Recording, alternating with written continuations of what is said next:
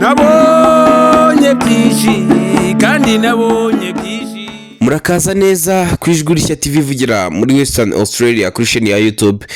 Muri kumwe na mugenzi Paiko, ngira ngo mbibutse no gukanda subscribe kugira ngo muzajye mukomeza gukurikira ibiganiro byacu byose tubagezaho. Na amakuru yaranze icyumweru cyashize tugiye kubagezaho.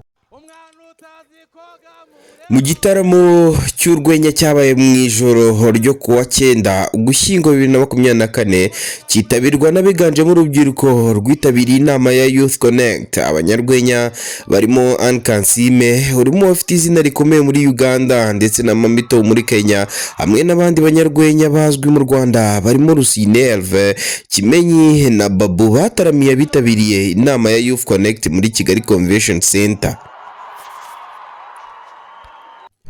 Mu butumwa yagejeje ku rubyiruko rwitabiriye inama ya Youth Connekt yaberaga muri Kigali Convention Center, Perezida Kagame yavuze ko umugabane wa Afurika ufite umubare munini w'urubyiruko, ariko bidakwiriye kugarukira mu mibare gusa, ahubwo bigomba kujyana no kurwubakira ubushobozi. Ati kenshi hari ibyo twirengagiza, tugatanga uburezi tukita ku buzima bwabo, tukabashishikariza kugira uruhare mu iterambere ryabo n'igihugu, ariko hagomba no kubaho wa mwuka utuma ibintu byose bigenda neza.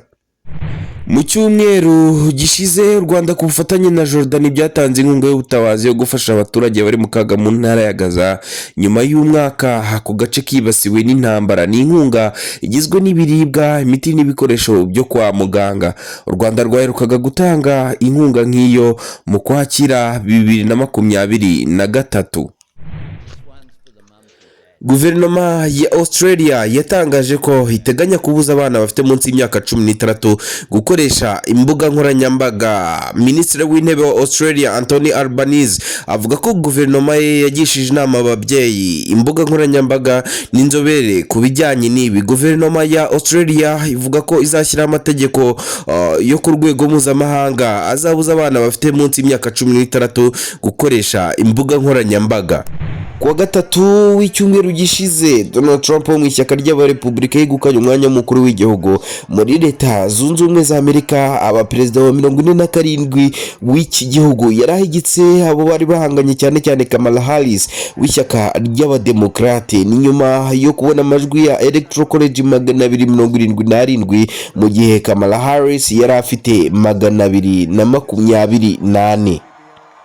Amajwi rero akaba yarashojwe kubarurwa, Donald Trump afite amajwi 312 mu gihe Kamala Harris yashoje afite 226. Ariko Donald Trump yari yamaze kare cyane kuzuza amajwi asabwa ya Electoral College 270 asabwa kugira ngo umuntu atsinde amatora y'umukuru w'igihugu muri Amerika.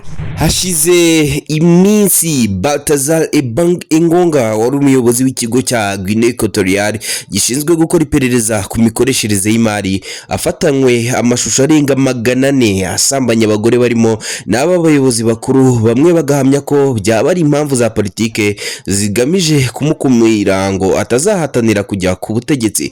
N'amashusho yakwirakwijwe ku mbuga nkoranyambaga yatumye Baltazal Engonga abakimenya bose kubera gusambanya abagore ba benshi mu bakomeye ku butegetsi.